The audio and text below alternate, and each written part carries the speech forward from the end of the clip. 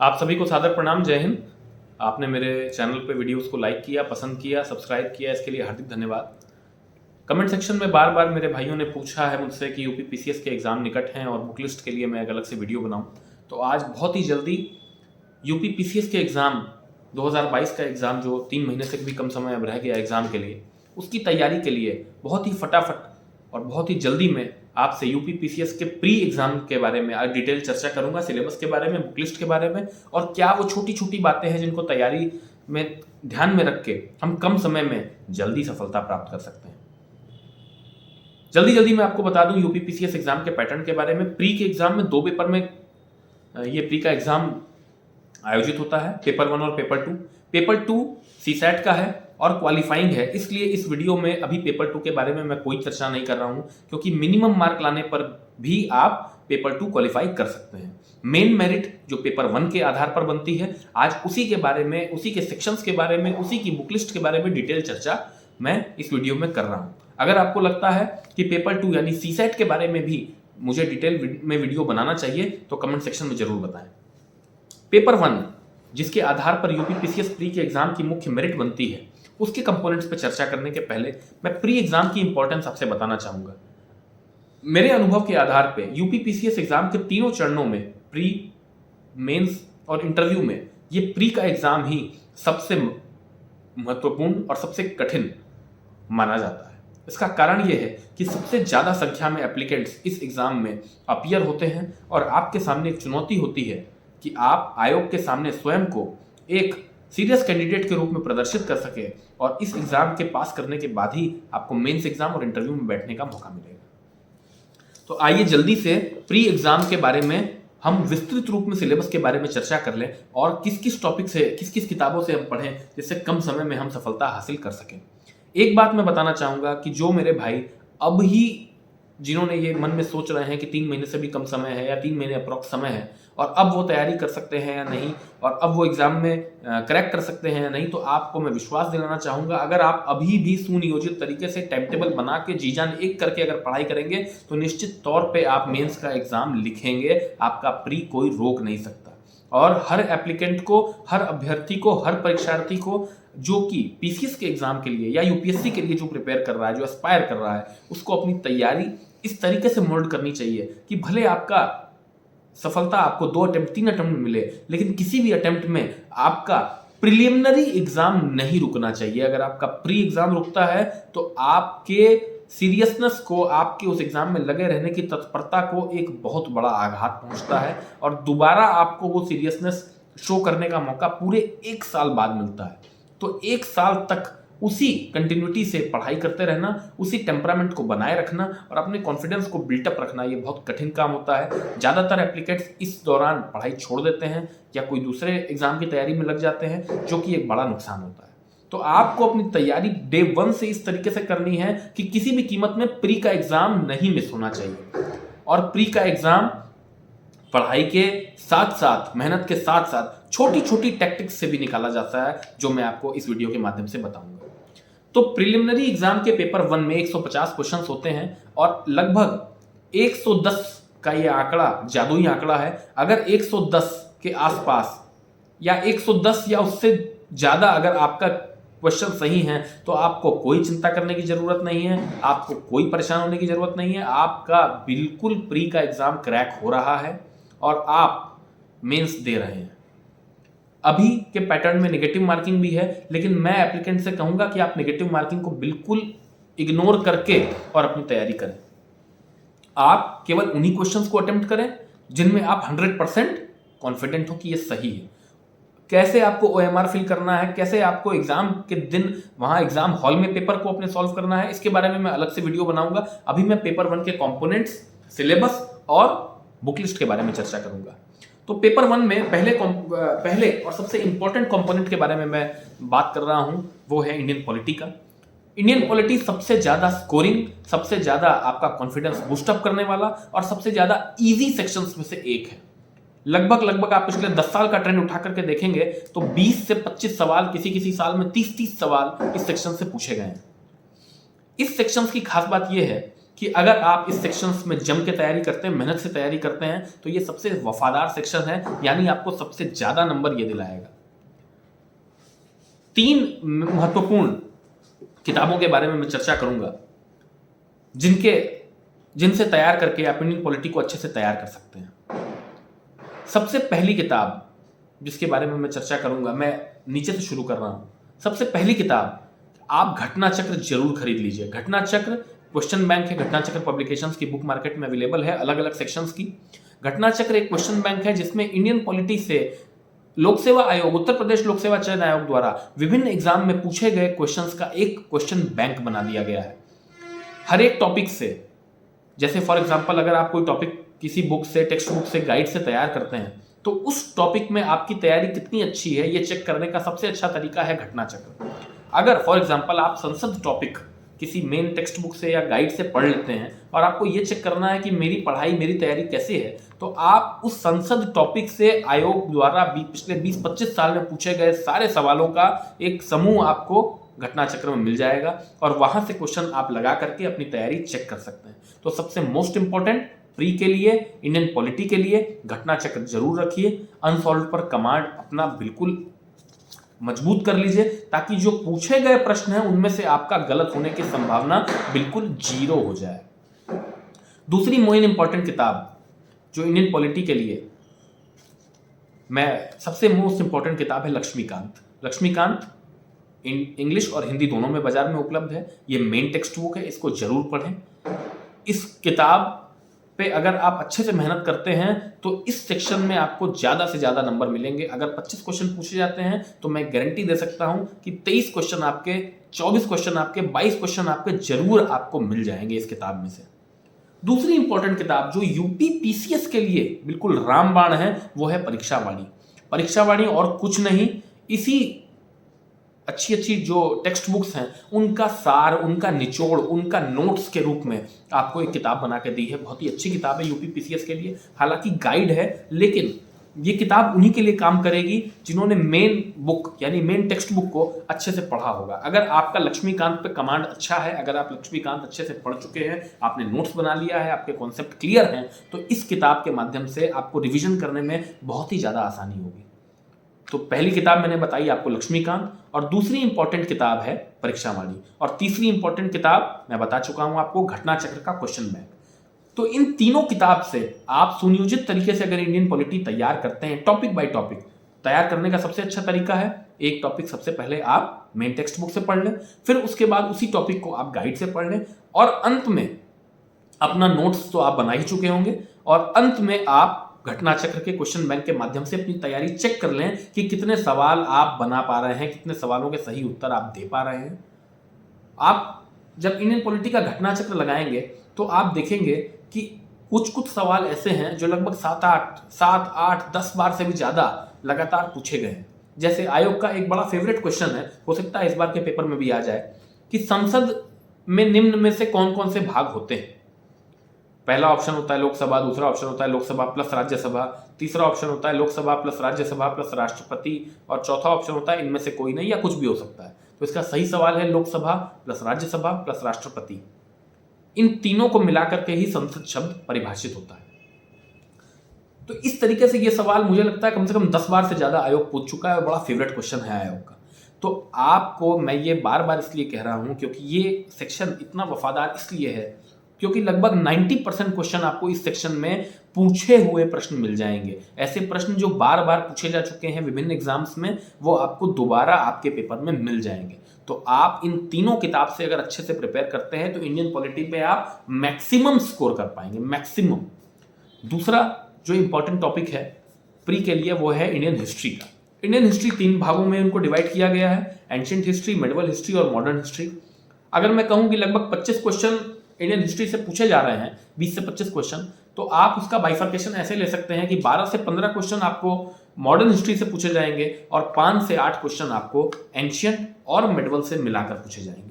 पहले मैं एंशिएंट और मेडिवल की कंबाइंड बात कर लेता हूं क्योंकि इनका प्रोपोर्शन पूछे गए एग्जाम में पिछले 10 सालों के ट्रेंड में काफी कम रहा है।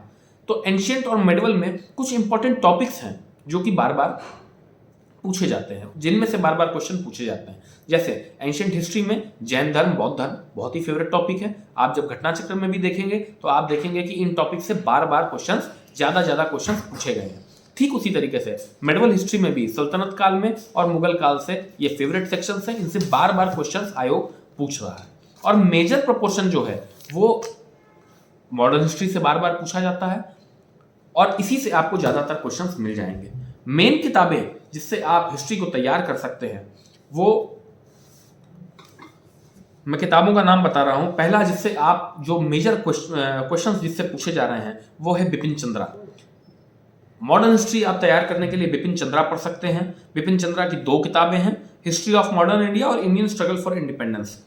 दोनों ही किताबें बिपिन चंद्रा द्वारा लिखी गई हैं और इंग्लिश हिंदी दोनों में अवेलेबल है। इसी के साथ में एक किरण नाम की गाइड भी मार्केट में उपलब्ध है। किरण पब्लिकेशंस की गाइड है जो कि बहुत ही फेवरेट है यूपीपीसीएस एस्पिरेंट्स के लिए और बहुत अच्छे से उसमें सिलेबस को समराइज कर दिया गया है और रिवीजन करने के लिए बहुत ही बेस्ट किताब है। हिस्ट्री के लिए भी आप घटना चक्र का जरूर उपयोग करें, खासकर मॉडर्न हिस्ट्री के घटना चक्र को बिल्कुल तम निचोड़ के कंठस्थ कर लें अपने अंदर। और मैं ये बात सभी के घटना चक्र के लिए कहूंगा कि अगर आपका अनसॉल्व्ड पर कमांड अच्छा है, अगर आप ये गारंटी दे सकते हैं कि आपका पिछले सालों में पूछे गए क्वेश्चंस में से एक भी क्वेश्चन गलत नहीं होगा, तो 99% संभावना है कि आपका प्री एग्जाम नहीं रुकेगा।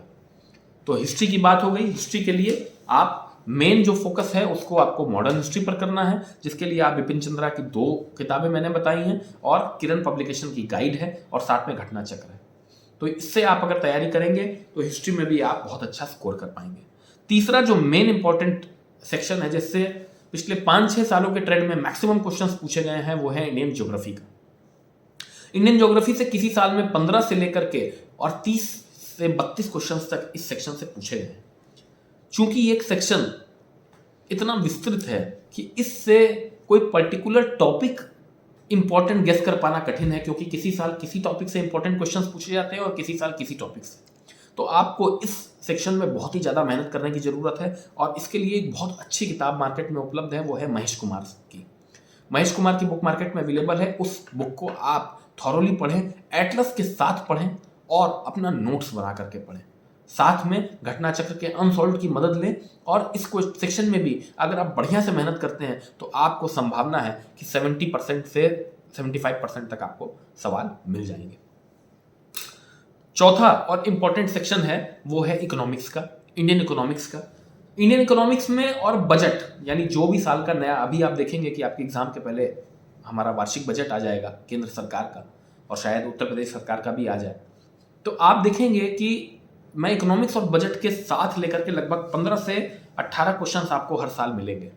इंडियन इकोनॉमिक्स के लिए रमेश कुमार साहब की किताब बहुत ही अच्छी किताब है और इंडियन इकोनॉमिक्स का अगर मैं 15 से 18 क्वेश्चंस की बात करूं तो लगभग 10 क्वेश्चन इसमें आपको कंसेप्चुअल मिलेंगे रमेश कुमार साहब की किताब से और लगभग 5 से 6 क्वेश्चन आपको बजट से और करंट की चीज़ों से आपको मिलेंगे।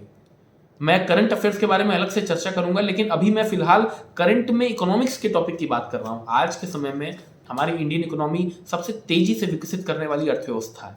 तो कौन से ऐसे फैक्टर्स हैं, जैसे अभी फॉर एग्जांपल मैं उदाहरण के लिए आपको बताऊं कि यूक्रेन रशिया के वॉर के कारण जो वैश्विक इकोनॉमी पर, जो इंडियन इकोनॉमी पर प्रभाव पड़ा है, उससे रिलेटेड क्वेश्चन आपको जरूर मिलेंगे।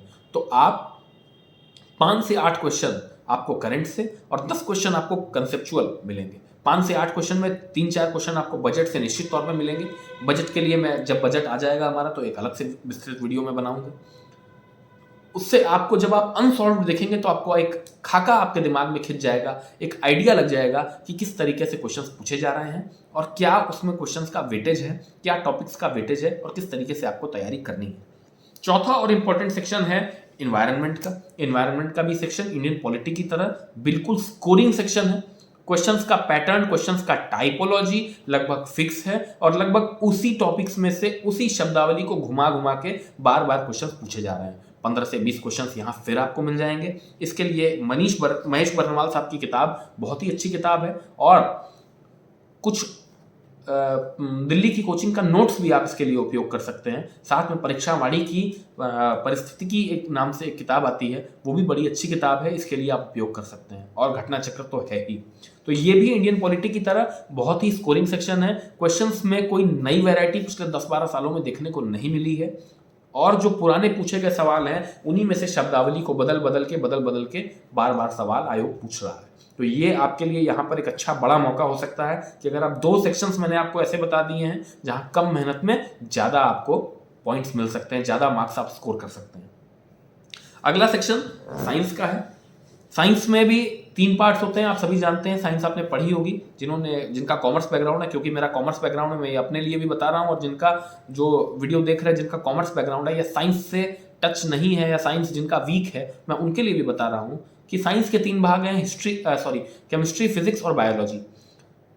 आपको यूपीपीसीएस प्री एग्जाम के लिए अपना 95% फोकस बायोलॉजी पर करना है। केमिस्ट्री और फिजिक्स से 1 या 2 सवाल कभी पूछे जाते हैं या कभी नहीं भी पूछे जाते हैं। ज्यादातर क्वेश्चंस जो साइंस से पूछे जा रहे हैं वो बायोलॉजी से पूछे जा रहे हैं। तो आप इसके लिए लूसेंट की जनरल साइंस की बुक है, वो बहुत ही अच्छी बुक है। वहाँ उसमें बायोलॉजी का अलग से विस्तृत सेक्शन है, उसको आप पढ़ें। हिंदी इंग्लिश दोनों में उपलब्ध है।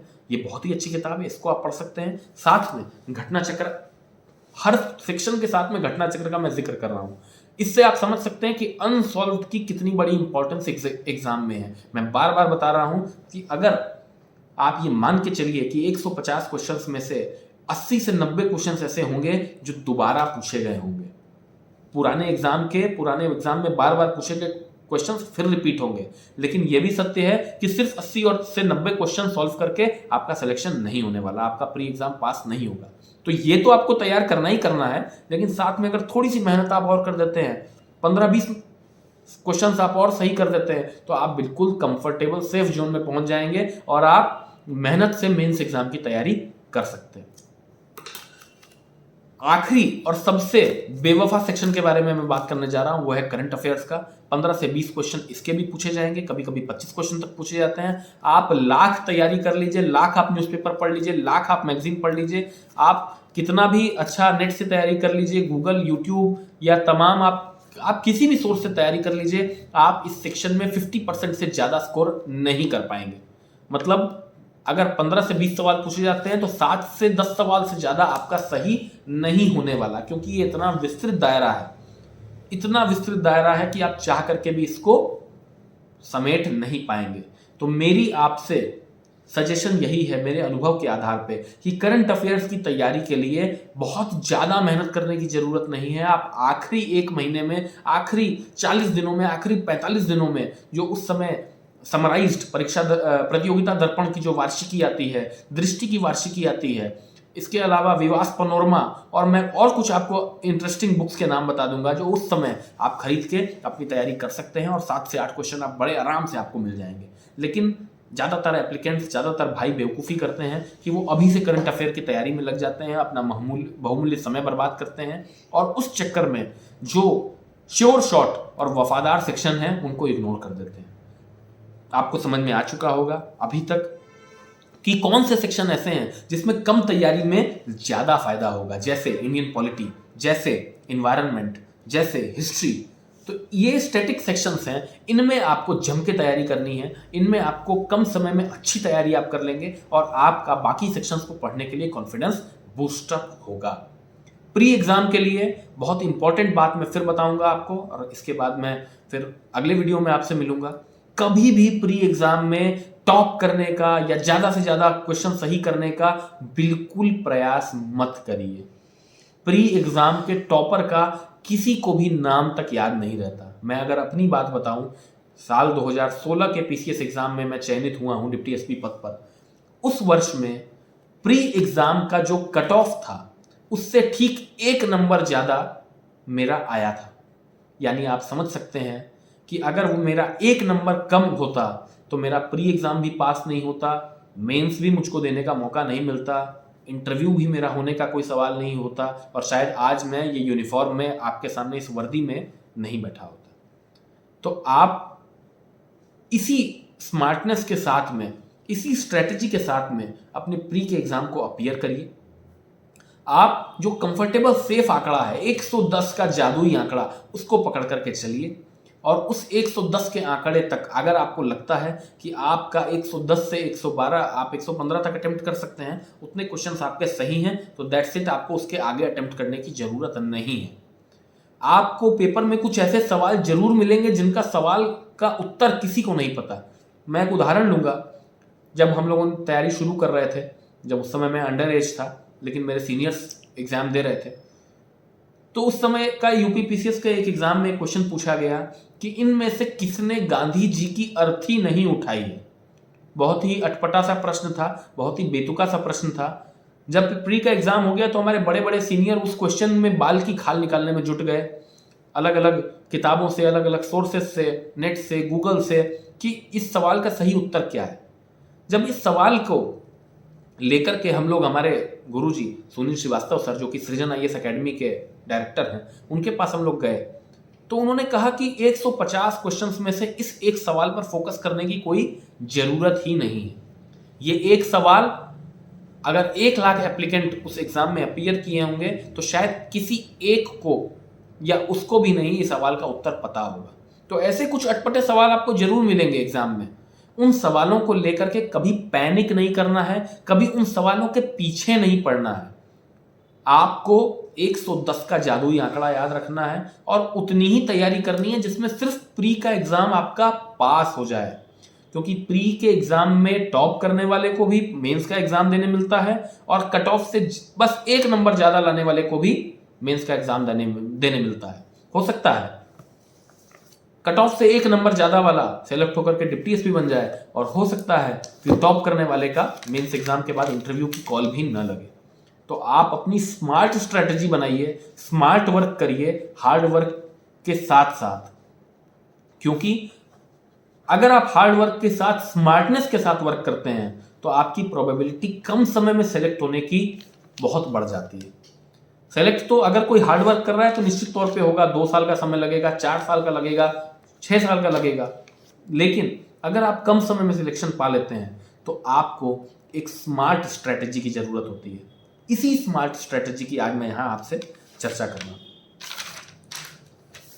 आपको प्री के एग्जाम से रिलेटेड और जो भी क्वेरी लगे पेपर 2 से रिलेटेड या इन सेक्शंस के बारे में जिसमें मैंने चर्चा की है, Indian polity, Indian history, economics, environment, current affairs, या जो भी आपको अगर कहीं आपको ऐसा लगे कि उस टॉपिक से रिलेटेड मुझे डिटेल में वीडियो बनानी चाहिए तो आप मुझको बताइए, मैं ज़रूर उस पर कमेंट बॉक्स में बताइए, मैं ज़रूर उसमें वीडियो बनाऊंगा।